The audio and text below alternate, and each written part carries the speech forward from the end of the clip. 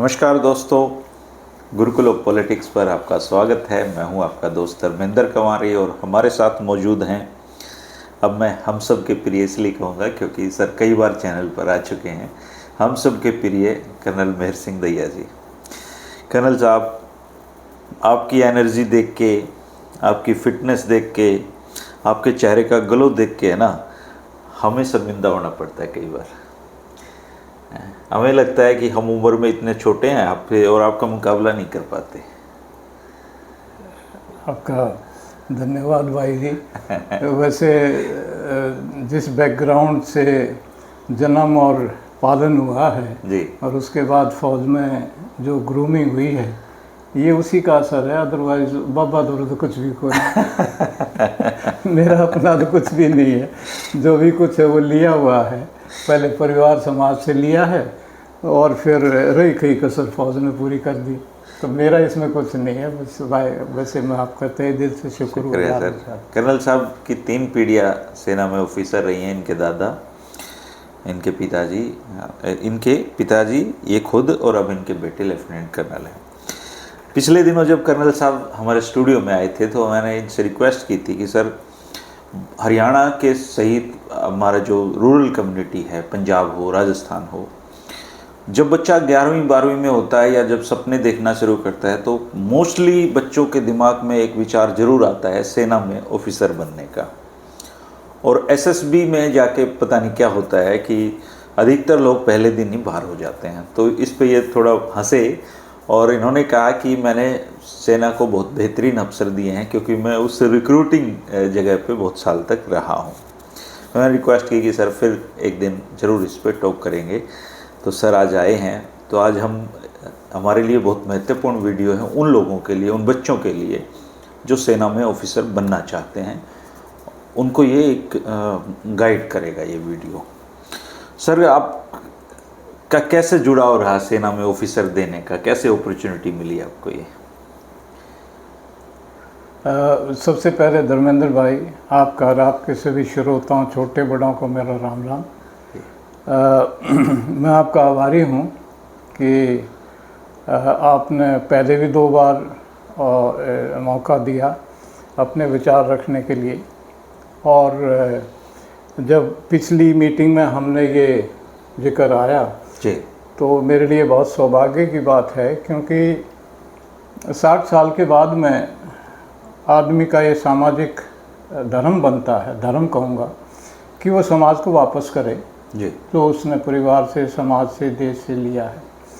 मैं आपका आभारी हूँ कि इसके लिए आपने आज मुझे मौका दिया। शुक्रिया सर आपका। इससे पहले कि मैं मुद्दा ख़ास पे आऊँ, मैं आपको इसलिए भी शुभकामनाएं देना चाहता हूँ कि आपने इस बात को पकड़ा है जो सही माने में आज हमारे लिए सबसे अहम है। जी, हमारे लिए और अहम है क्योंकि हम एक ट्रांजिटिंग सोसाइटी समाज में हैं।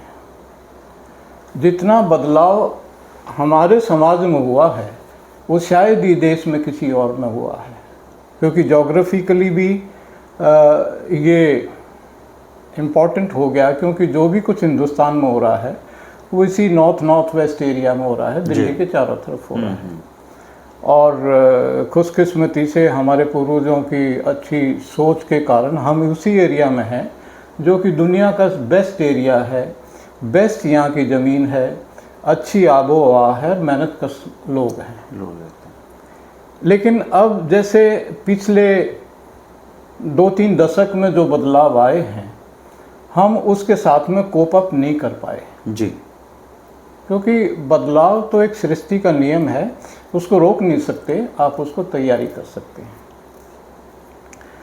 आज सही माने में देखा जाए तो सबसे बड़ी चैलेंज हमारे युवाओं के सामने है।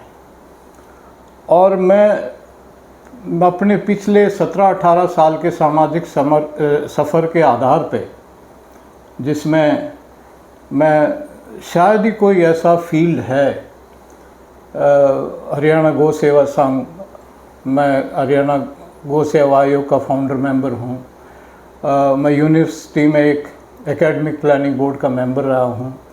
मैंने एक स्टेट यूनिवर्सिटी में एज ए यूथ एम्पावरमेंट पे एक प्रोजेक्ट किया है, और वैसे भी स्कूलों से लेके यूनिवर्सिटी तक युवाओं से संवाद एज ए गेस्ट रखा। स्पीकर मैं जाता रहा हूँ, तो मैं भली बात इस विषय से परिचित हूँ।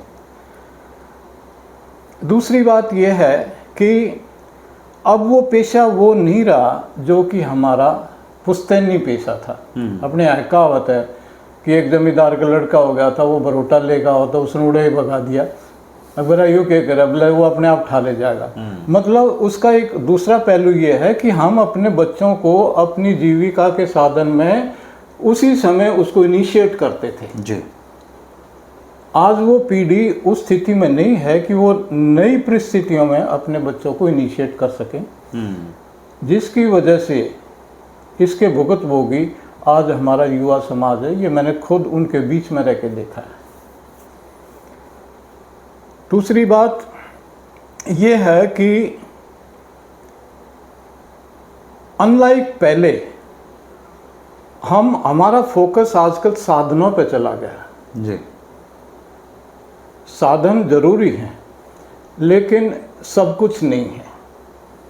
आज आहिस्ता आहिस्ता करके साधनों से के आधारित ही समाज की मान्यताएं बनती जा रही हैं, जो कि अपने आप में हमारे लिए अच्छा नहीं है। पूरी जिम्मेवारी के साथ में मैं ये भी कहना चाहता हूँ कि कारण कुछ भी रहे हों, लेकिन इस भयावह स्थितियों के लिए हमारी पीढ़ी जिम्मेदार है।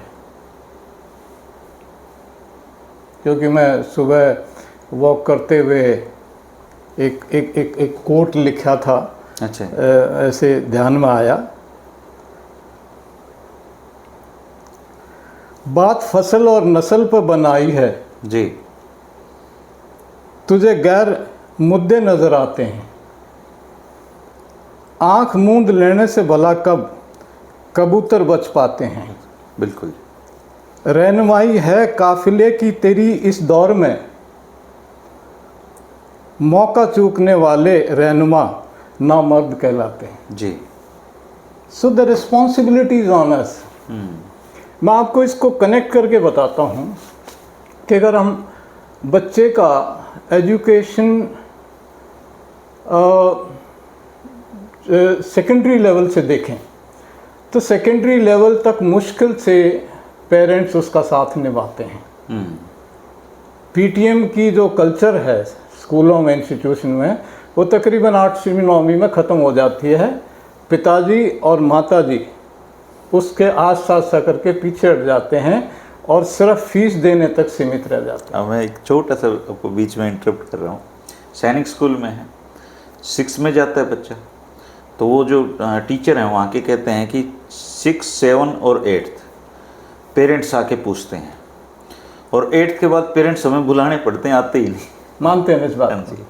तो इनफैक्ट ये ही बात जब मैं अभी अपने पोते से मिलने गया जी, तो मैं उसको 2 दिन अपने पास रखा गेस्ट हाउस में ला के बाहर, तो मैं उसको यही बात बता रहा था कि तेरी उम्र में ही मेरे पिताजी मुझे सैनिक स्कूल चित्तौड़गढ़ में छोड़ गए थे और 6 साल कभी मुड़ के नहीं देखा। मैं कम से कम तेरे से मिलने आया, and I will be with you, you don't worry, आपने अपना काम करना। 10th के बाद अगर आप देखें तो 100% बच्चा जो उसके आसपास उसके यार बेली हैं, उन्हीं के मुताबिक से एक गिरोह की मानसिकता से जी, हर्ड मेंटेलिटी से हम वो डिसाइड करते हैं कि आगे किस में जाना है। किस में जाना। हमारा जो ये एजुकेशन और job and would be job Arena, इसमें एक बहुत बड़ा गैप है। इसमें 2 बड़े गैप हैं। एक बड़ा गैप है कि एक तो हम एप्टीट्यूड के मुताबिक से हम अपना आगे का रास्ता तय नहीं करते जी। इनफैक्ट मुझे ओशो की एक छोटी सी कहानी याद आती है जो मैं शेयर करना चाहता हूँ कि वो एक आदमी था, उस सर्कस के मैनेजर के पास गया, सुनी होगी ये बात की जी। तो उसने कहा कि आपको अजूबी चीज़ों में इंटरेस्ट है, इसे वाई नॉट, हम सर्कस में और कम में क्या करें। बोला क्या है तेरे दौरा? बोला मेरे दौरे एक कुत्ता जो पियानो बजाता है। बोला लिया। वो उसने वो गया अपना सूटकेस वगैरह खोला और उसमें छोटा सा कुत्ता ले रहा था। हाँ, तो जब वो टेबल पर उसने बैठाना लग रहा था तो एक और महिला दन आते हुए अंदर आती है और उसकी गर्दन पकड़ के बाहर ले जाती है। तो मैनेजर को समझ में नहीं आया, वो कहने लगा यूँ के सौदा था। बोला ये इसकी माँ है। बोला फिर इसने ले क्यों गई? बोला ये इसमें हुनर तो पियानो का है और ये इसको डॉक्टर बनाना चाहती है। तो ये हमारे जो समाज और से जो पुल है जॉब में, अल्टीमेटली एम तो एम्प्लॉयमेंट का है, ठीक है, चाहे वो किसी भी फील्ड में जाए। वो एक वो एप्टीट्यूडनल आइडेंटिफिकेशन और उसके आधार पर आगे का रास्ता तय करने की पद्धति हमारे बीच में नहीं है। ये एक घोर कमी है जो मैं यूनिवर्सिटी रहते हुए मैंने एहसास किया है। दूसरी बात ये है कि हालांकि अभी फील्ड में कुछ लोग आने लग गए जो विशेषज्ञ हैं, एक अमित डागर जी के बारे में सुनते हैं जी जी, और भी जॉब इस टाइप की जानकारी, लेकिन वो बहुत छोटा नंबर है, ज़्यादा चाहिए। यूनिवर्सिटी में मैंने रियलाइज़ किया कि एक बच्चा जो ग्रेजुएशन प्लस पीजी करके जाता है 5-6 साल तक उसका क्या मानसिक अवस्था होती है। इसलिए मैंने वाइस चांसलर साहब ने मेरा अलग से बंदोबस्त किया था रहने का। मैंने कहा नहीं, मैं बॉयज़ हॉस्टल में रुकूंगा। और मैं 1 साल बॉयज़ हॉस्टल में रुका। मैं उन्हीं के साथ में खाना खाता था। मैंने उनको 1 साल तक पढ़ा, क्योंकि मैं 10वीं करने के बाद मैं एनडीए चला गया था। मेरे लिए तो यूनिवर्सिटी पता नहीं क्या हुआ दिखाई देती थी। और जब मैं वहाँ एकेडमिक प्लानिंग बोर्ड का मेंबर बना, मैंने 1 साल तक एक पायलट प्रोजेक्ट की, मैं उनके बीच में रहा। मैंने देखा कि कितना गैप्स हैं, कितना भ्रांतियाँ हैं, कितना मिसरिप्रेजेंटेशन है जो हम कैंपस के बाहर समझते हैं और जो अंदर चीज़ मौजूद है। In fact, I used to call university as an island of excellence in otherwise sea of chaos. अगर उस कैंपस के बाहर अगर देखें तो दुनिया अलग है, उस कैंपस के अंदर अलग है। लेकिन जब वो उससे बाहर निकलते हैं वो उसके लिए सही मानने में तैयार नहीं है, सिवाय उनके पास में कागज़ का टुकड़ा होता है। डिग्री होती है बस। वो डिग्री ज़रूर होती है, लेकिन वो डिग्री की वैल्यू वही है कि जब वो कॉरपोरेट में जाएगा तो उसकी बॉस की पीए जो बैठी है उसने 12 धरवा लेगी वह। और उसका पहला सवाल ये होगा, what do you bring to my company.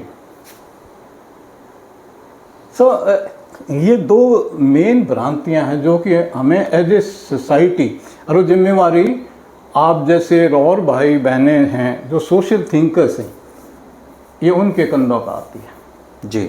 कि हर चीज़ की कमर्शियलाइजेशन है, लेकिन हर एक चीज़ कमर्शियलाइजेशन से तो नहीं चलती ना। कुछ लोग होते हैं, बेलाग होते हैं, जो समझते हैं कि भाई मेरे को, ऐसे बहुत से लोग हैं जिनके बड़ा बड़ा लंबा चौड़ा एक्सपीरियंस है, उनको they should come and share it. जी, ये बात मैंने सोचा कि मैं आपसे, ये कनेक्ट करती है जी आपकी जो मुख्य विषय था ना, उससे कनेक्ट करती हैं आपकी।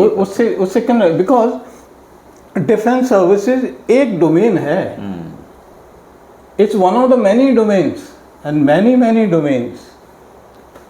अपॉर्चुनिटी कहीं पे भी हो सकती है और अपॉर्चुनिटी हैं जी, लेकिन वो सिर्फ जॉब के रूप में है, ये मानसिकता से भी युवा पीढ़ी को आना पड़ेगा। उसके लिए आज की जनरेशन पे जिम्मेवारी है कि वो मार्गदर्शन करे, उंगली पकड़ के उनको आगे सिखाए। जहाँ तक डिफेंस का मामला है, जब मैं 16 साल की उम्र में एनडीए में गया तो रिटर्न एग्ज़ाम पास हो गया। मैंने अपने अबू दौरे चिट्ठी लिखी। आमतौर पर उस टाइम पे यही होता है, लिखते थे जी। मैंने बाबू मेरा रिटर्न एग्ज़ाम पास हो गया, एसएसबी में जाना जबलपुर, आपका कोई मतलब कोई इस गाइडेंस हो, कोई जानने वाला हो, कोई। तो उनकी पहले चिट्ठी का सिस्टम होता था। उनकी चिट्ठी आई, उन्होंने लिखा कि अगर तेरे में दम है तो तू अपने आप को हो जाए, मेरी क्या ज़रूरत है। तो जो डिफेंस सर्विसेज का जो सिस्टम है उसके बारे में मैं थोड़ा सा आपको in fact that is the main aim of our talk today. जी। लकीली ऐसे हुआ कि मैं अपनी सियाचिन की लड़ाई जीतने के बाद में वही राष्ट्रपति द्वारा पुरस्कृत होने के बाद में उस शौर्य चक्र मिला। हाँ जी, मेरे को उस लड़ाई में शौर्य चक्र मिला। और उसके बाद लद्दाख से मेरी पोस्टिंग बेंगलोर में हो गई। और बेंगलोर में भी एक ऐसे फील्ड में जो कि जिसका मेरा अभी तक कोई एक्सपीरियंस नहीं था, सिवाय मेन के साथ तो मेरी बहुत इंटीमेसी रही। इनफैक्ट मेरे को सोल्जर्स ऑफिसर कहते थे।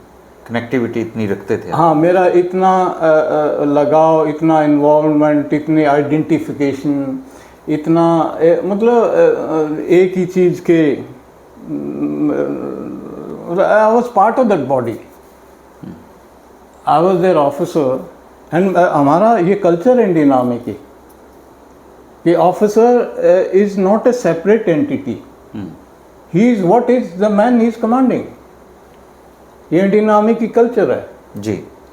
क्योंकि ना उसका जात है, ना उसका धर्म है, उसका कर्म है, वो उसके men that he commands, these are the ethos of Indian army.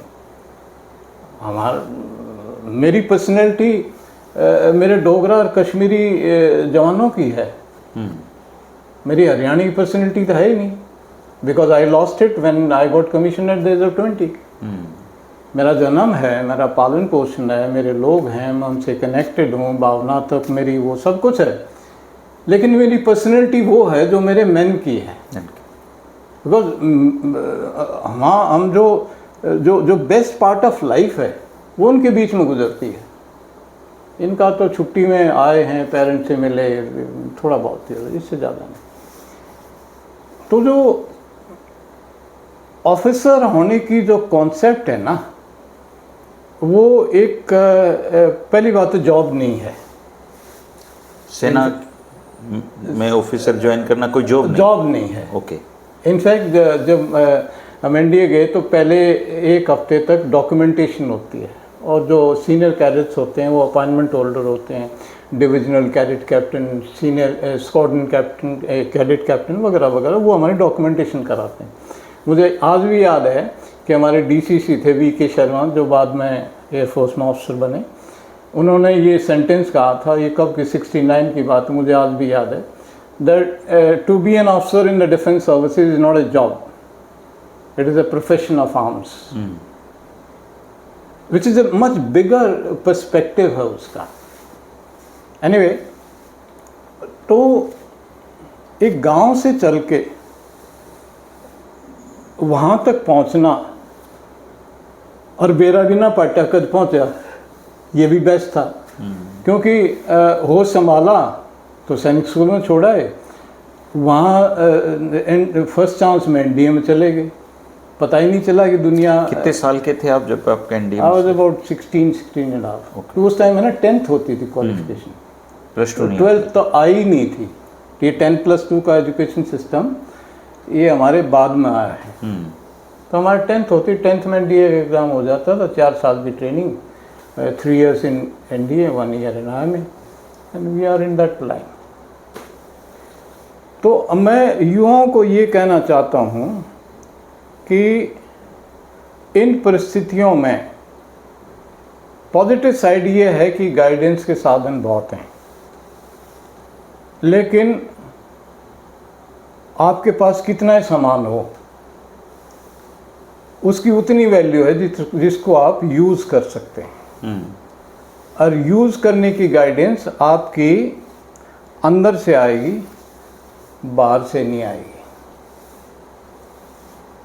तो पहला कदम जो मैं समझता हूँ, दैट एनी यंग बॉय और girl, the fundamental question they should ask is, am I fit to be an officer? ये पहला सवाल खुद से करो, बिकॉज अंदर से आवाज़ आएगी, अगर हो तो सकता है, लेकिन इन बातों पे ध्यान देना पड़ेगा।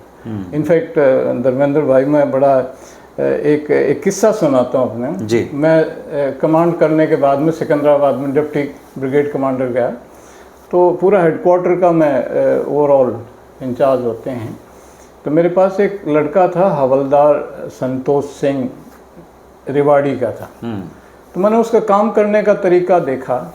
मैंने उसको एक दिन कहा कि संतोष, आप है ना ऑफिसर बनने की कोशिश करो। हमारा SL कमीशन होता है, स्पेशलिस्ट रिकॉर्ड ऑफिसर बनते हैं। तो उसने कहा नहीं साहब, कहाँ, ये क्लर्की का काम है, ये 24 घंटे का काम। ऐसे तो डोंट वरी, मैं गेम्स टाइम के बाद है ना ऑफिस में आ जाऊंगा और मैं तेरे को गाइड कर दूँगा। मैंने उसको गाइड किया एंड वो SSB अटेंड करके आया। तो आने के बाद मैंने पूछा उससे क्या रहा। कहता साहब पास तो नहीं हुआ, लेकिन ये एहसास होगा कि मैं अफसर बन सकता हूँ। मैंने कहा ये तो पहली लड़ाई में इतना भरोसा आना ही अपने आप में उपलब्धि है। तो सबसे पहला सवाल ये अपने आप से करना है कि क्या आप में वो दमखम है, क्या वो भाव है। दमखम तो बन जाता है अगर आपके अंदर भाव है। भाव सबसे पहले तो आपकी आत्मा ही आपको बताएगी, आपकी आत्मा बता देगी। तो अपने आप से बात करो, अपने आप से मुखातिब हो, आपको पता चलेगा कि आप कहाँ खड़े हैं। दूसरी बात मैं आपको बताना चाहता हूँ, जैसी एग्ज़ामिनेशन सिलेक्शन का जो सिस्टम है देश में, वो सभी फील्ड में इतना रिलायबल नहीं है, सिवाय कि कुछ एग्ज़ाम जो कि UPSC द्वारा गाइडेड हैं, कंडक्टेड हैं, ऑर्गेनाइज्ड हैं, कंट्रोल्ड हैं। तो स्टेट का जो पब्लिक सर्विस कमीशन होते हैं उसके माध्यम से, सबऑर्डिनेट सिलेक्शन कमीशन होता है उसके माध्यम से, उन एग्ज़ामिनेशंस में शेड्यूल को एडहेयर नहीं करते हैं, जिससे कि हमारे युवाओं की बहुत सी अपॉर्चुनिटी लेते लेते ही उम्र निकल जाती है and that adds to your burden in life.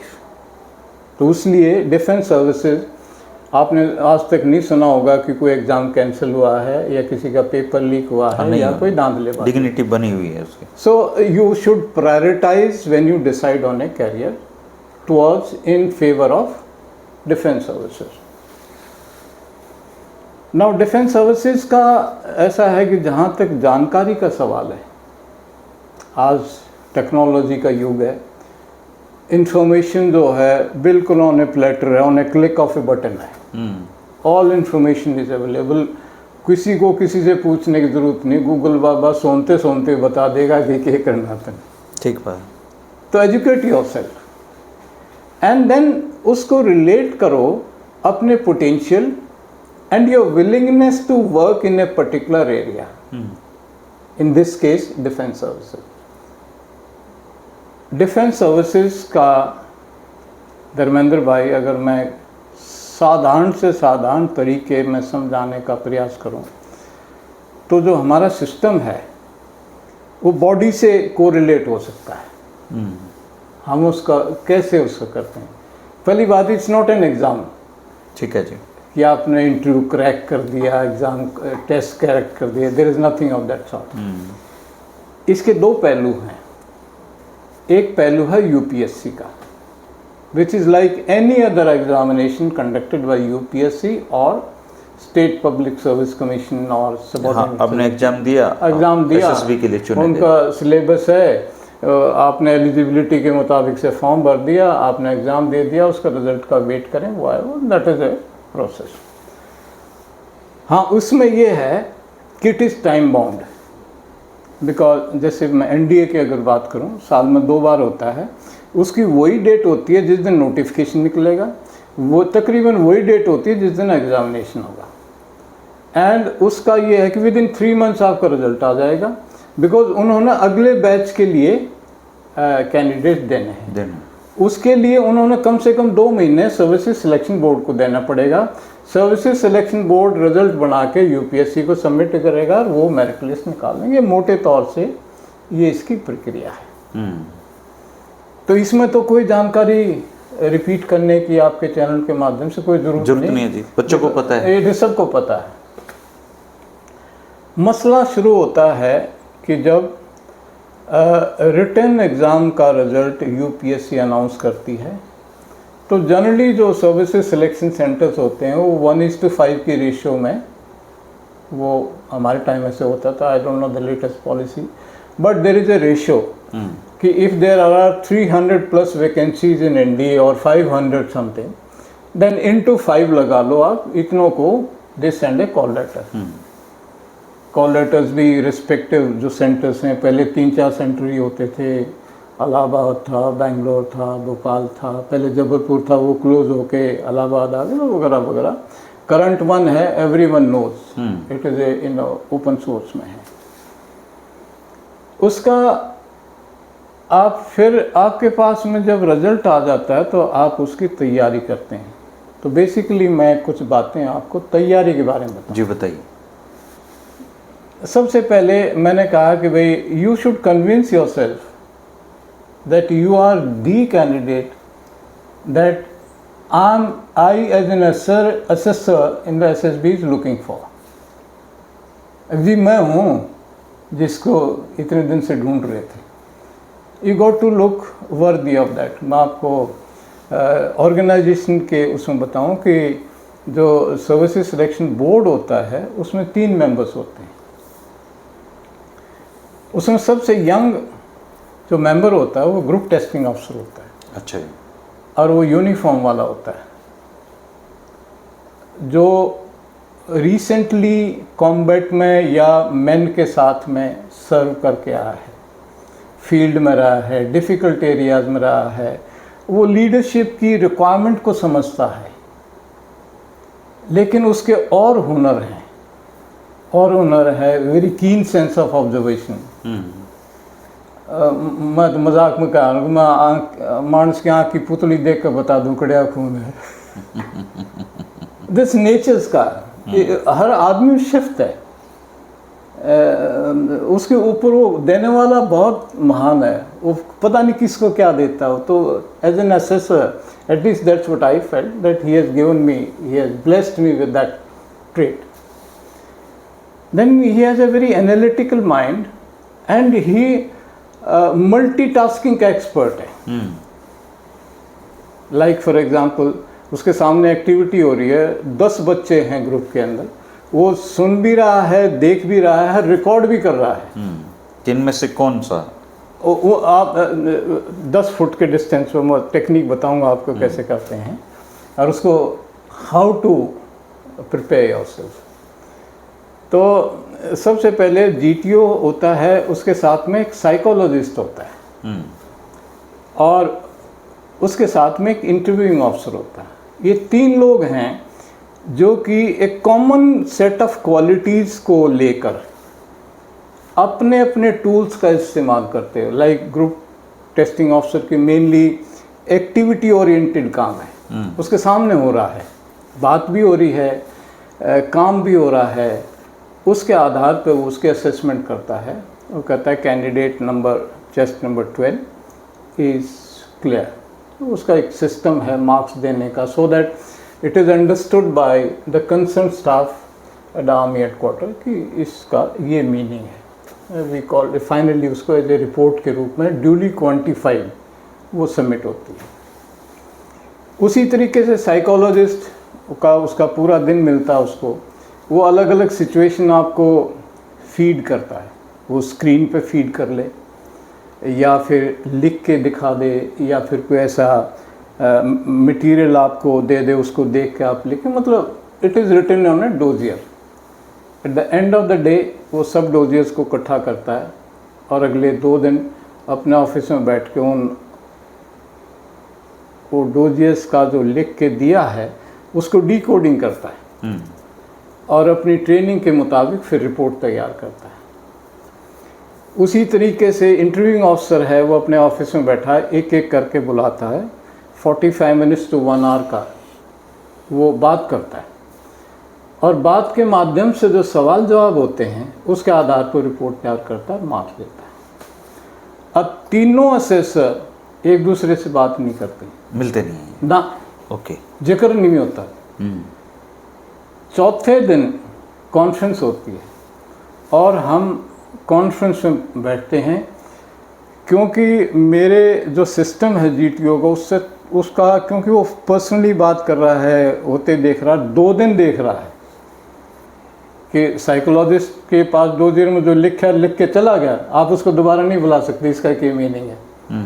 वैसे ही इंटरव्यूइंग ऑफिसर का है, एक बार जो कह लिया, सुन लिया, हो गया सो हो गया, उसको दोबारा नहीं बुला सकता कि बेटा तूने वो कहा था, उसका क्या मीनिंग था, नथिंग। इट इज़ GTO, उसकी जो टास्क होती हैं, जहाँ पे उसको डाउट हो जाता है, वो उसी मुताबिक से सिचुएशन क्रिएट करके उसको कंफर्म रिकन्फर्म करता है। तो उसको थोड़ा सा और विश्वास चलना था, हालांकि वेटेज उतनी है तीनों की। इसलिए कॉन्फ्रेंस सबसे पहले GTO को बोला जाता है कि आपकी क्या असेसमेंट है और आपने कितने मार्क्स दिए हैं। वो अपनी रिपोर्ट पढ़ता है and he says I given him so many marks and he is clear और I not cleared. Then comes a psychologist, वैसे बैठे हुए हैं, कैंडिडेट जब तक नहीं आया है। अच्छा, कैंडिडेट नहीं होते वहाँ? वो बाहर खड़ा है। उसने बताया साइकोलॉजिस्ट ने कि sir he has as for me he so and so so and so so and so and he gives his marks. Last comes the interviewing officer who is the head of the board also, but has got no influence on other to assess it. He cannot say even a word on their assessment because he is a master. As a group testing officer, I am the master of what I am writing. Nobody can tell me कि इसको ऐसे कर दे, इसको ऐसे कर दे. Nobody can tell me because it is all authenticated. जो उसने किया उसको मैंने नोट किया. आप ग्रुप टेस्टिंग ऑफिसर थे? हाँ, मैं ग्रुप टेस्टिंग ऑफिसर था. तो उसके बाद में जो वो बताता है and then we decide as a board and when we decide as a board we give also give him trainability. अगर लड़का चरखी दादरी का है, सरकारी स्कूल में पढ़ा है, इस किस्म का इसका बैकग्राउंड है, ये इसकी उम्र है, उन सब को ध्यान में रखते हुए ये 2 साल का ट्रेनिंग पीरियड IIMA में, फ़र्ज़ करो NDA के लिए हो रहा है तो उसका 4 साल ट्रेनिंग पीरियड है. तो we give something called trainability कि हम इसको कितना और रिफाइन करके फाइनली जब ये कमीशनिंग लेवल पे आएगा तो उस टाइम पे इसका क्या लेवल, क्या वो होगा, तो वो डिसाइड करते हैं. This is broadly. इसमें एक फैक्टर और ऐड हुआ है, वो स्क्रीनिंग का. बहुत ज़्यादा खासकर ना टेक्निकल ग्रेजुएट एंट्री में बहुत स्टूडेंट्स आते थे, तो उनका रिटन एग्ज़ाम नहीं होता. हमारे दूसरे एंट्रीज में जैसे CDS का है, NDA का है, इनका UPSC के थ्रू जो हो जाता है उसमें काफ़ी स्क्रीनिंग हो जाती है जी. तो स्क्रीनिंग में एक अलग फंडा एमर्ज करता है कि भाई group is larger, time is limited, उनमें से चूज करना है एंड उनमें से किसको who is suitable for a detail test, that has to be decided. This is not final, it is only a test to for a detail test. तो वो that's its 1 day. उसमें screening करके जिसको worthy of further testing समझते हैं उनको रोक लेते हैं, बाकी को. This is broadly nothing. हम उसको how the rural youth boys and girls should prepare, उस पर कुछ बातें मैं आपको, हाँ जरूर जी, काम आएंगे उस पर मैं आपको बताऊं.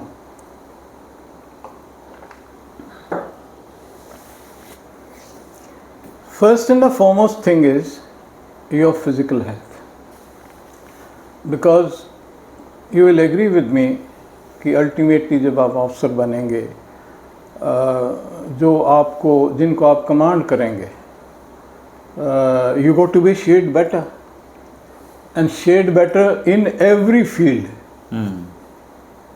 और साहब वो तोलते हैं, वो देखते हैं दम कितना, देखते नहीं है, वो PT में स्क्वाड में आपको आगे लगा के और फिर वो उसको आस्ता आस्ता आस्ता इंक्रीज करेंगे और वो देखेंगे कि तेरे में कितना दम है. परीक्षा लेते हैं वो भी, वो टेस्ट करते हैं आपका. In fact there is a saying that you are naked in front of them. वो आपके हर पहलू को समझते हैं. तो first and the foremost thing, if you are an aspirant for joining defence services, prepare yourself physically fit. Absolutely.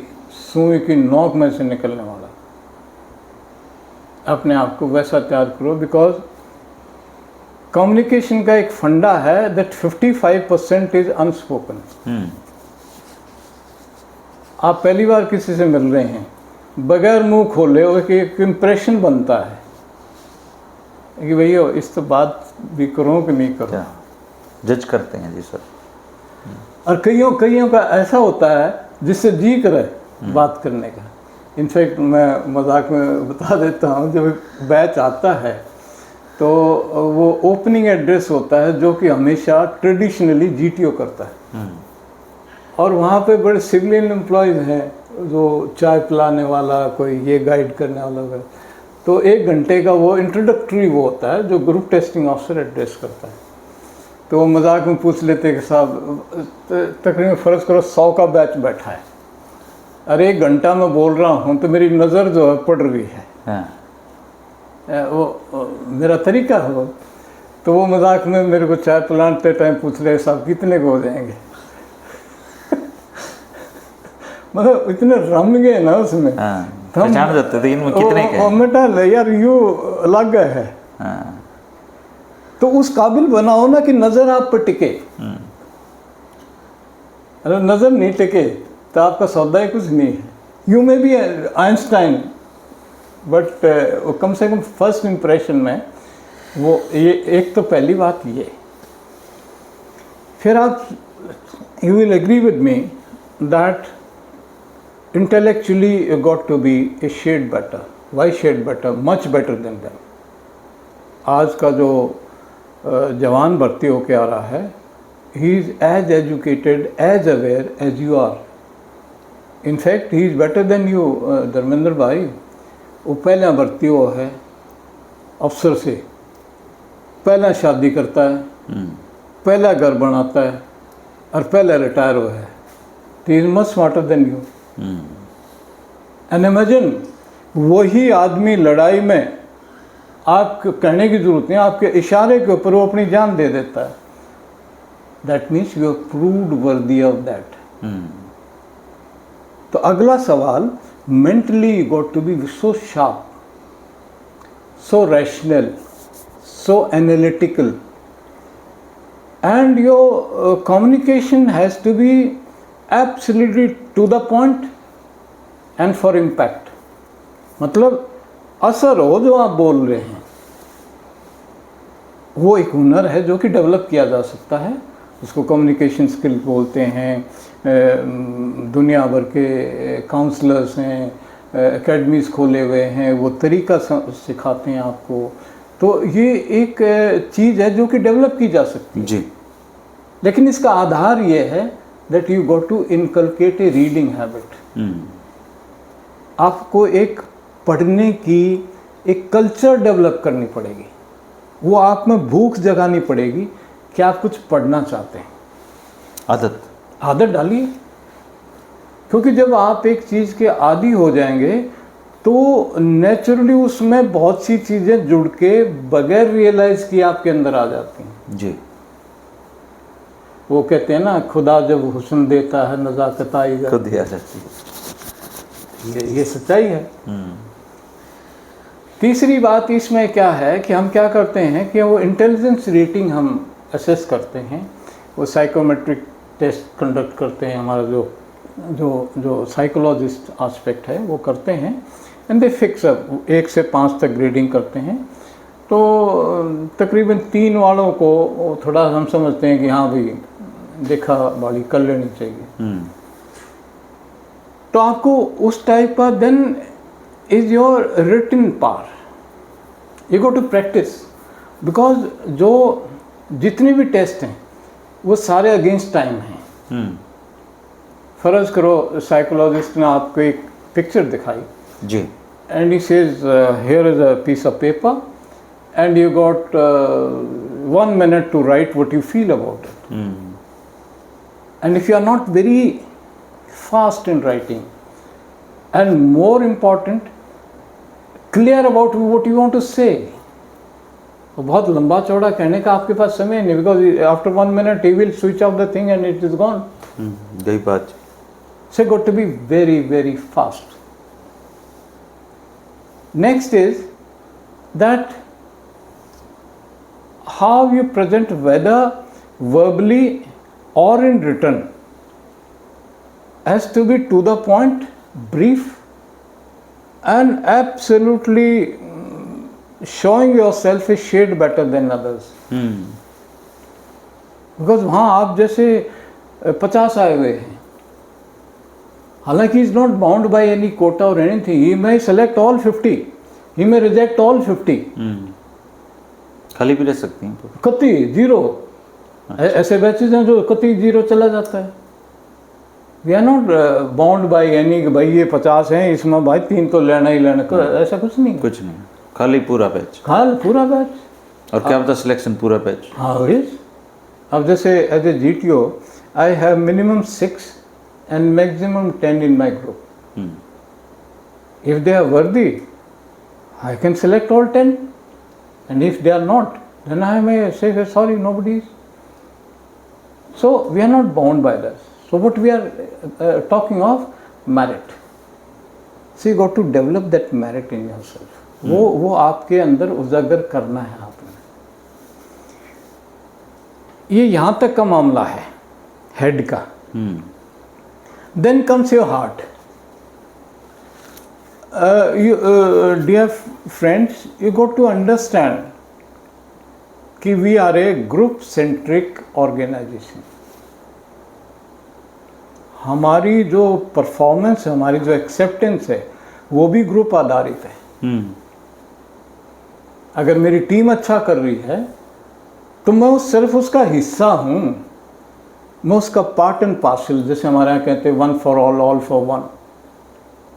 तो ऐसा समावेश है कि दूसरे कहें कि ये है, नॉट वाइस वर्सा कि आप कहें कि मैं हूँ तो मेरी बात सुनो। सॉरी, ऐसा नहीं होगा। So it's a matter of heart, how well you adjust with others, how well settled are you, how comfortable you are. एक तो आदमी वो रोंदू सा वो है, कड़ा फंस गए, तेरे मनो को ना तेरे में वो कौन, एक तो वो है चार्मिंग है, एक ये कि सबको अपने साथ ले, दूसरों के विचारों का सम्मान करना, अपने विचार प्रकट करना, उसको एक्सेप्ट करना, उसको इनकरेज करना, उसकी कहीं अगर सारे की जरूरत है वो सारा, पर नो को ना अगवा चाचा ला मेरी चने की दाल थोड़ा मतलब यू आर सोशली, वो ऐसी परिपक्वता आपके अंदर है कि आप सबको अपना मानते हैं। और ऐसा है कि भाई थोड़ी सी भी कहीं पे भी कोई कमी, कोई चोट वैसी है तो वो आपके दिल को टच करते हैं। अगली बात है जिम्मेवारी उठाना। आजकल समाज में भी हम देख रहे हैं ये बड़ी बीमारी है कि भगत सिंह हो पर पड़ोसी को हो, मेरी कोई जिम्मेवारी नहीं, ऐसा नहीं है। अगर आप अपने हिस्से की या उससे भी बढ़ के जिम्मेवारी उठाते हैं तो 4 आदमी आपकी सपोर्ट में खड़े होंगे और आपको हौसला अफजाई करेंगे, और वो ये हमेशा याद रखेंगे कि भाई अड़ी भीड़ में देखे यो मानस आधी रात का रात सही हो। सब धर्मेंद्र भाई, ये गलत फहमी है बार कि भाई आपने अगर कंधे पे ब्रास लगा लिया तो आप भगवान है। सॉरी, ऐसा कुछ भी नहीं है, ऐसा कुछ भी नहीं है। वो एक परिवार है, एक ऐसी बॉन्डिंग है जो इन सब के परे है, तो आपको उस काबिल बनाना पड़ेगा। आप ये मत समझिए कि भाई आपके रुतबे की वजह से, आपकी अथॉरिटी की वजह से ये तो आपका बनता ही, आपका बनता नहीं, ठहंगा भी वो बनता जब कि आपने कमाया है। सो वो जज्बा पैदा कीजिए। इन दोनों चीज़ों का ध्यान में रखते हुए एक फैक्टर हम देखते हैं, ability to influence the group, कि आप रोशन दिमाग हैं, आप बहुत ही ऑब्जर्वेंट हैं, बहुत ही अच्छा प्रेजेंट करने का जज्बा है, और आप बहुत ही संवेदनशील हैं, आप बहुत ही सबको अपने साथ लेके चलने वाले हैं। इन सब चीज़ों का समावेश करके जिनको आप कमांड कर रहे हैं उनके ऊपर इम्पैक्ट क्या है। हम्म, और भाई साहब मैं आपको बता देता हूँ, अगर ये इसका पॉजिटिव है ना, तो एक जवान आपके लिए जान दे देगा और सवाल नहीं पूछेगा। मैं आपको पर्सनल उदाहरण देता हूँ। मेरे साथ लड़ाई में 15 मैन थे, 9 के पैर कटे। उसमें एक लड़का था, मुझे तकरीबन कब की बात, 85 की बात है, आप लगा लो 15 हो 25 40 साल के बाद में उसकी शक्ल, उसका नाम, उसका गांव, उसका नंबर सब आज याद तक याद है। कुछ संपर्क में भी होंगे। उसमें हैं। तो मेरा छोटा सा बेटा था, मेरे पैर ख़राब थे, उसके बावजूद मैं वाइफ और बच्चों को लेकर उसको आर्मी हॉस्पिटल दिल्ली कैंट में देखने गया। रामपाल उसका नाम था, लोहा खाना खुर्द, तहसील शाहपुर, डिस्ट्रिक्ट जयपुर का वो रहने वाला था, 14 ग्रेनेडियर्स का था। तो उसका जब मैं गया तो बेड पे उसका एक पैर कटा हुआ था और दूसरा पैर आगे का, दोनों पैर कटे हुए थे। मेरे ख्याल में उस टाइम पे वो 5-6 साल का बेटा था। मैंने कहा बेटा मैं इनकी वजह से आज जिंदा हूँ। वो भाई साहब मुस्कुरा के वो मेरे कहता है कि नहीं भैया साहब झूठ बोल रहा है। वो बेड में पड़ा, उसके दोनों पैर कटे हुए हैं। वो कह रहा साहब गलत बोल रहा है, हम साहब की वजह से जिंदा है। तो ये can do anything, Indian soldier is the best. वो आपको लेकिन अर्न करना पड़ेगा। सेना बस यही क्वालिटी देखती है। ये हम उसमें देखते हैं और वो उजागर हो जाती हैं। आप कि कितने ये बंदा ऐसा हम जो सिलेक्ट कर रहे हैं, ये इस लायक है क्या कि सेना का जवान अपनी जान इसको दे दे। ये क्वालिटी, ये कमाई है भाई, ये कमाई है। और ये किसी क्लास में नहीं सिखाई जा सकती जी। नो नो नो, सवाल ही ये उसका हिस्सा है। और इसी के आधार पर हम देखते हैं, हाँ। इसके आधार पर हम देखते हैं इतना बड़ा। कितने ऑफिसर आपने सिलेक्ट किए होंगे अपनी ड्यूटी जर्नी के? मेरे ख्याल में मैं 3 साल तो मैं बेंगलोर में रहा। उसके बाद क्या होता है कि जिस स्टेज पे मैं गया था, मेरी 1-2 रिपोर्ट ड्यू थी जबकि मैंने कमांड के लिए अर्न करनी थी, लेकिन फिर भी वो मेरा रेपुटेशन, मेरी इंटेग्रिटी ठीक रहा। तो उन्होंने मेरा एक पैनल होता है, उसके मेरा पैनल पे नाम रखा उन्होंने 2-3 साल। फिर मैंने हाथ जोड़, मगर मैं नहीं कर सकता, मैंने अपनी पलटन कमांड करनी, वो मेरे लिए प्रायोरिटी है। तो फिर मैं इलाहाबाद जाता रहा। हज़ारों बच्चे देखे होंगे, बिकॉज हर 5वें दिन एक नया बैच होता था। हमारे लिए कोई सैटरडे संडे नहीं था, एक बैच ब्रेक होता था, 2-3 दिन हमें दे देते थे in compensation of Saturday. Otherwise there was no Saturday, there was no Sunday.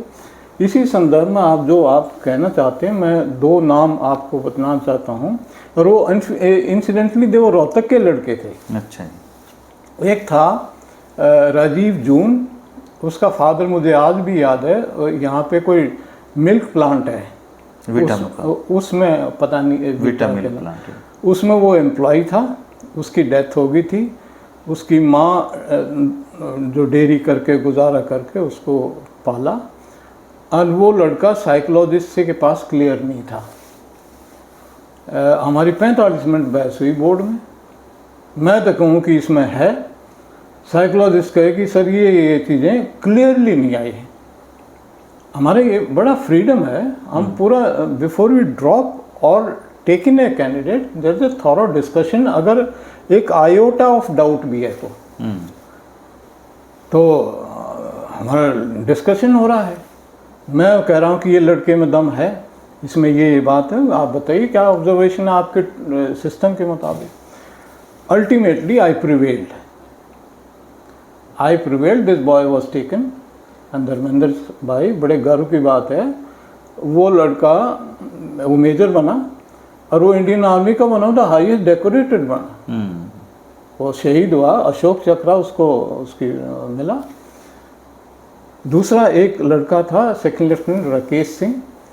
I was so impressed with this personality कि मैंने अपने कैरियर में सबसे ज़्यादा हाई मार्क्स राकेश सिंह को दिए थे। He martyred as a second lieutenant. क्या रुतबा था साहब।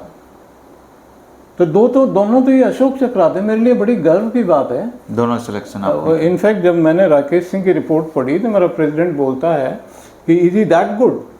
I said sir I wish I could give more, that boy is a model, and I give him the highest possible marks. और शहीद हो गए हुए हैं वो दोनों देखो ये कुदरत बड़ी चीज़ है, वो दोनों लड़के एक यूनिट में थे और उनका कमांडिंग ऑफिसर मेरा दोस्त था, हम दोनों जीटीओ इकट्ठे थे।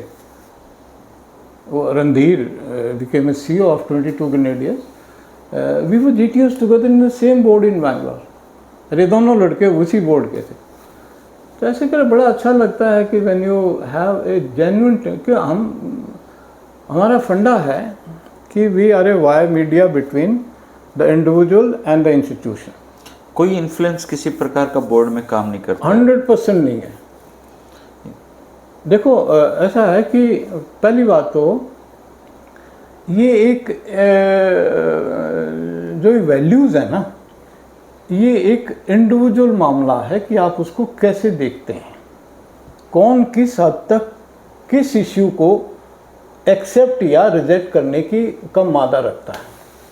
मुझे कहो है, हमने उसको मेंटेन किया, चाहे लड़ाई हो, चाहे पीस हो, चाहे स्टेक्स हो, चाहे ना हो। हमने ये कहा बाबा यार तेरी अठन्नी रोए बिना रहा नहीं जाए। हमने किसी को सोए एंड 99% जो है ये हम क्यों टिके हुए हैं, हम तब से देखिए ना कि ये सिस्टम कब से चला आ रहा है। ठीक बात, और आज भी वही है, मेंटेन किया है और लोगों ने परफॉर्म किया है कि जो ऑफिसर का बाद में सर्विस मारने में डोजियर बनता है, उसमें सबसे रिपोर्ट जीटीओ की पहले होती है। फर्स्ट डॉक्यूमेंट उसके डोजियर में होता है कि एसएसबी में उसके ऊपर क्या रिपोर्ट थी। आपका तो डोजियर सैनिक स्कूल वाले बच्चों का तो अलग से भी जाता है वो? ना, नहीं, नथिंग। अच्छा। वो मैंने 2019 में गया था, मेरा डोजियर न्यू करने होता, उसमें पीडी शर्मा जी का सर्टिफिकेट लगा। अच्छा, तो मतलब मैंने ट्रेनिंग की थी हमने। हाँ। तो वो ऐसा we got absolutely nothing to do, चाहे को कन्या विद्या पाठशाला से आ रहा हो, चाहे को कहीं से आ रहा हो, हमारे लिए हम तो उसका नाम भी नहीं लेते। सब बराबर है जी। हाँ, बराबर नहीं, जैसे आएगा ना उसका नाम वहाँ सिर्फ लिस्ट में रहेगा, उसको एक चेस्ट नंबर फड़ा देते हैं, वो है उसका आइडेंटिटी। वो 4 दिन जो है अगले 4-5 दिन उसकी वो identity, we don't even know who is who. या मेरे पास वो लिस्ट आएगी from chest number 1 to 10 GTO major MS Daiya, बस। ओके, इस तरह फालतू आई डू नॉट नो कौन है, क्या बैकग्राउंड है। I am just seeing is chest number, writing chest number 9, ये इसका टिक पैटर्न बनता है, ये इसका इतना हाल। आपने अपनी रिपोर्ट दी, बस दैट इज द वे। तो मैं जो रूरल बैकग्राउंड के बच्चों को, और जो बच्चे आजकल कोचिंग सेंटर में जा रहे हैं, मैं आपको एक चीज़ बताना चाहता हूँ। कोचिंग कुछ मदद करती है? कोचिंग कुछ मदद करती है एसएसबी की? I am coming to that point. मैं जब देखिए ये कोचिंग, ये ट्रेनिंग, इसका कितना रेलेवेंस है, मैं उसके बारे में आपको बताना चाहता हूँ कि जो टेस्ट हैं वहाँ पे, हर एक असेसर टेस्ट शुरू करने से पहले आपको तफसील में समझाएगा कि टेस्ट क्या है, कितना समय है, क्या करना है, कैसे करना नहीं बताएगा, कैसे करना तेरा काम है, कि ये इसकी रिक्वायरमेंट्स है, ये टर्म्स एंड कंडीशन है, ये डूज एंड डोंट्स हैं, इतना समय है, ये ऐसे जो है होगा। और वो कहेगा योर टाइम स्टार्ट्स नाउ। जो जितने भी ये कोचिंग सेंटर हैं, इनका मकसद सिर्फ इतना है कि वो थोड़ा सा फैमिलराइज करते हैं, आपसे थोड़ा सा वाकफियत कराते हैं, भाई यूँ होने वाला है, एकदम से सिर पे नहीं, एकदम ऐसे नहीं। एक का फ़ायदा है ये, लेकिन इसका डिसएडवांटेज क्या है? अच्छा, जैसे आपके सिचुएशन सामने कोई सिचुएशन आती है, माइंड रिसीव करता है, माइंड फिर उसका रिस्पॉन्स देता है। जो फर्स्ट अगर ऑलरेडी उसको डील करने के लिए दिमाग के अंदर कोई इनपुट है, तो उससे वो कंपेयर करता है। उस्ताद जी ने तो ऐसे बोला था। एसएसआर को दिखता है वो चीज़ें। हाँ, वो नहीं, असेसर को वो जाहिर हो जाता है, वो अलग इश्यू है, लेकिन उसका जाहिर नहीं कराता कि बटे मैंने मेरा पार्ट गया तो उस्ताद के मुताबिक वी डोंट से, बिकॉज हम उसको इनफैक्ट anyway, मैं ये बात ख़त्म करूं तो उसके बाद जो है that way it is not that much of an advantage because you are not coming out with your genuine own responses, उसमें बाधा आती है। यहाँ पे जो ट्रेनिंग, फैमिलराइजेशन, ट्यूटरिंग, जो भी आप उसको कहें, वो उसका डिसएडवांटेज होता है that it withholds the immediate and original response from you, you never know, it may be much better. दूसरी बात कि आपको ये तय करना है कि अल्टीमेटली उस्ताद जो है टेस्ट के लिए नहीं जा रहा है। टेस्ट आपने वहाँ पे पैदा होने वाली सिचुएशन का मर्ज की दवा सिर्फ आप और आप हैं, तो अपने आप को उससे सक्षम बनाइए कि किसी भी टाइप की सिचुएशंस को आप हैंडल करने के लिए सक्षम बनाएं, बिकॉज अल्टीमेटली वो ही आपने होना है। आप अपने जवान से नहीं पूछ रहा कि भाई उधर से फायर आ रहा है तो मैं क्या करूं। You will have to tell him कि this is my order and he knows, हिसाब ने जो हुक्म दिया है उसके लिए वो काबिल है, उसका तजुर्बा है, उसको नॉलेज है, he is better than me, then he goes in to the battle. तो ये अपने अंदर वो जज्बा पैदा करो। और छोटू राम जी का खास वो था ना, अल्लामा इकबाल का जो शेर बार बार खुद ही को कर बुलंद इतना कि हर तकदीर से पहले बंदा खुदा बंदे से पूछे बता तेरी रजा। रजा क्या? Make yourself so capable, it is possible. And let me also tell you, the rural environment empowers and helps you to be a better leader. और मैं तो धर्मेंद्र भाई ये भी कहूँगा, Haryana is a leadership surplus state. Surplus state, surplus leadership state है हरियाणा। देखिए ना, 4-5 तो चीफ बने हैं, सैकड़ों दर्जनों आपके पास जनरल रैंक के ऑफिसर्स हैं। लेट मी टेल यू कि दुनिया के, वर्ल्ड के इतिहास में ब्रिगेडियर बुद्ध सिंह दहिया का नाम है। 1 महीने के अंदर 2 मिलिट्री क्रॉस मिले उनको। तो ऐसा हेरिटेज है। रजंगला, हमारे रिवाड़ी के लड़के, पूरी की कंपनी शहीद हो जाना दुनिया के इतिहास में, मिलिट्री इतिहास में से उदाहरण नहीं है। You think of Dograi of 3 Jat 65, you take Fazil का 4 जाट। तो यहाँ तो लीडरशिप का तो कोई भरमार है। And let me tell you कि army, the defence services provide you the best career option. एक बात इसके साथ जुड़ी हुई कहना चाहता हूँ कि आप किसी भी कैरियर में जाएं, you are free to do it, लेकिन एक बात मेरे से समझ लें कि आप एक बार एनडीए का एग्ज़ाम ज़रूर लिखें। एक बार दे के देखें। हाँ, दे के देखें। उसका कारण बताऊँगा। एनडीए के एग्ज़ाम जो सिलेबस है उसको ध्यान से पढ़ना। इतना बैलेंस्ड सिलेबाई किसी और एग्ज़ामिनेशन का नहीं है, जिसमें science, geography, history, chemistry, composition, वो सभी चीज़ों का समावेश है। If you can do well in that, you are fit to go into any domain. क्योंकि स्पेशलाइजेशन एंड सुपर स्पेशलाइजेशन के अंदर जाते जाते सोशल साइंसेज पीछे रह जाती हैं।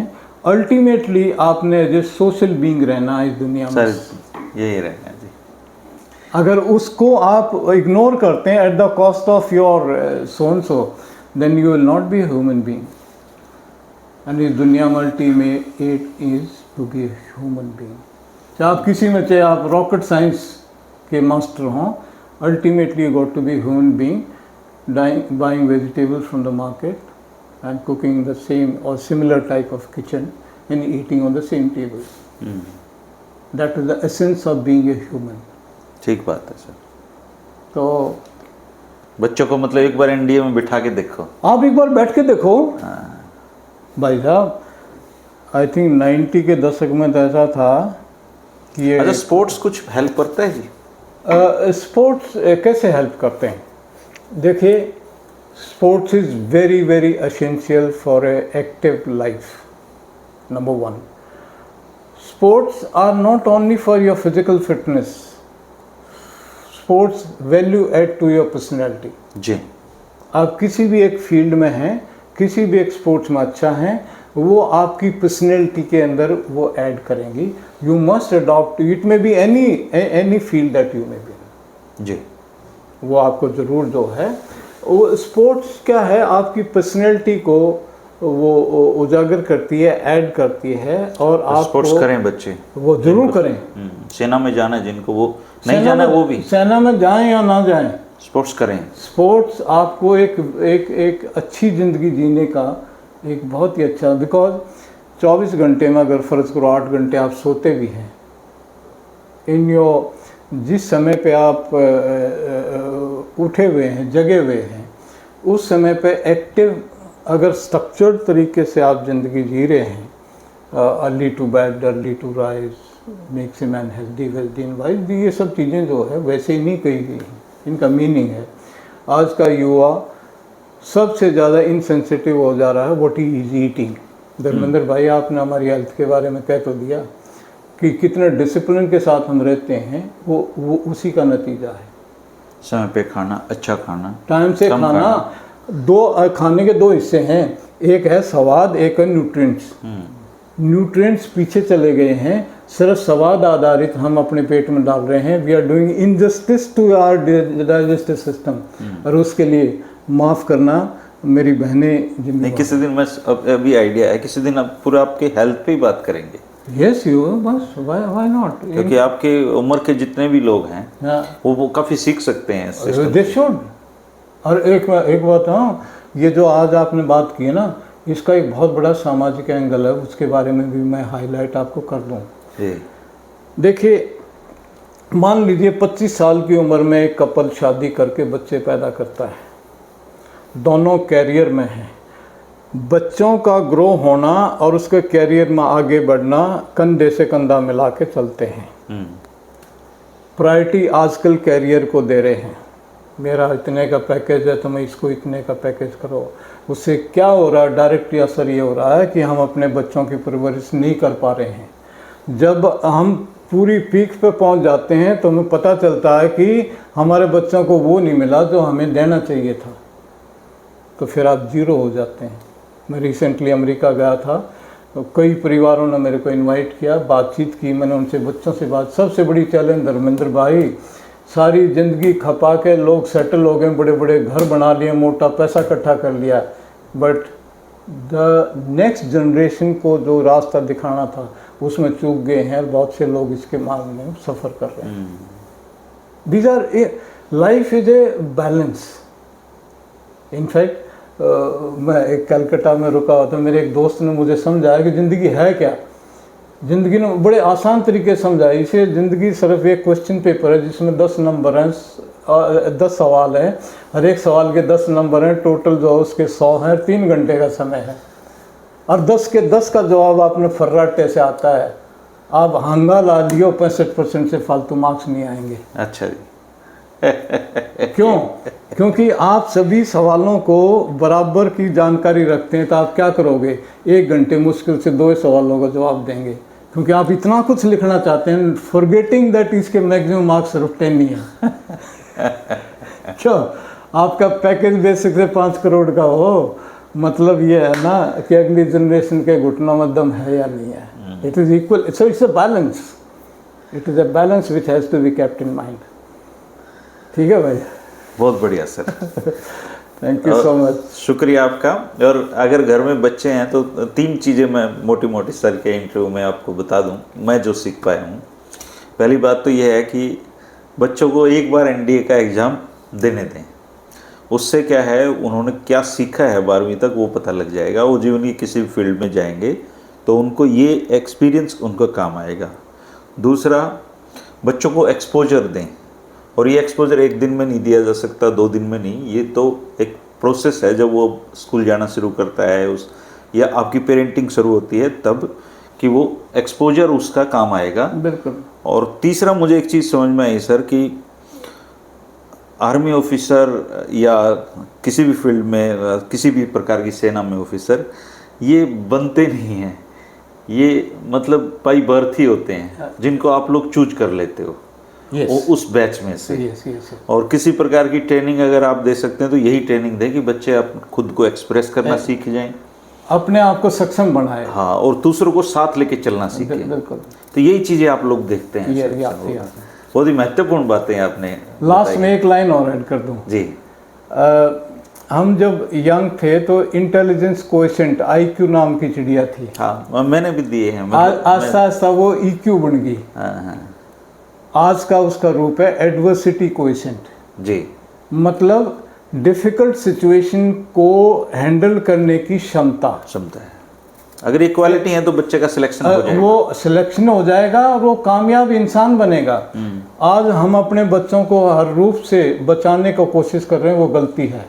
Expose him to adversity, let him start making his own decision, let him face it, because आपने हमेशा नहीं रहना है। ठीक बात है। It is ultimately he will come into the main player. Arjun उसको बनना पड़ेगा। आप कितना कृष्ण बने बड़ी अच्छी बात है, लेकिन अर्जुन अपने समय में अर्जुन उसी को बनना पड़ेगा। तो अगर आप अपने बच्चों को सेना में भेजना चाहते हैं तो कर्नल मेहर सिंह दैया जी का ये वीडियो आपके काम आ सकता है। आपके अड़ोस पड़ोस में, आपकी रिश्तेदारी में, दोस्तों में कोई बच्चा तैयारी कर रहा है, सोच रहे हैं, तो आप उनको कर्नल साहब का वीडियो भेज सकते हैं। इतनी ट्रूली राय आपको कोई नहीं देगा जितनी इन्होंने दी है। शुक्रिया सर, आप आए और आपने thank you so much sir.